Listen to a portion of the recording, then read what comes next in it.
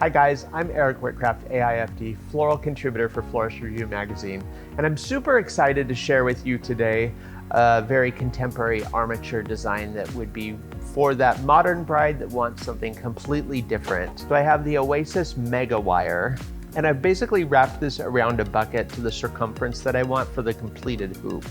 Then I took some of the aluminum wire and I basically bound all the way around the hoop along this top side where they overlap, and that'll form the handle that the bride's going to hold on to.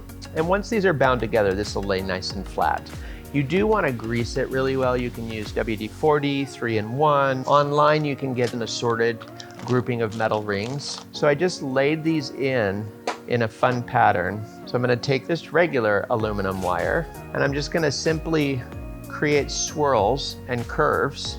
Once I get a desired pattern of everything positioned together the way that I like, I took my hot glue and just squiggled it around. And I liked doing some of the areas open so I didn't fill in some of the hoops. After the armature was created, I simply peeled it up. There were a couple of spots where I needed to add a little extra security, so I took a little bit of bullion to attach here and there. I'm going to add the calla lilies onto the armature. A little trick with the calla is to get them to curve really beautifully around this sort of form and shape. I simply grab one little section of the base of the stem and pull upward, all the way up the stem, and then pull it off. What that does is it breaks down the capillary strength of the stem in a way that it allows the calla to become very pliable, and you can curve it around. From there, I added in some of this fern, and I've simply just used the cold glue to attach it in place. This is actually faux fern, so it'll last really well. And then I added in some of the sea holly, the spray roses, and then some lamb's ear.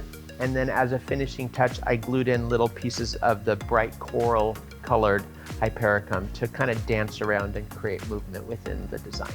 This exciting bouquet really capitalizes on the trend of transparency. I think it's a really beautiful bouquet.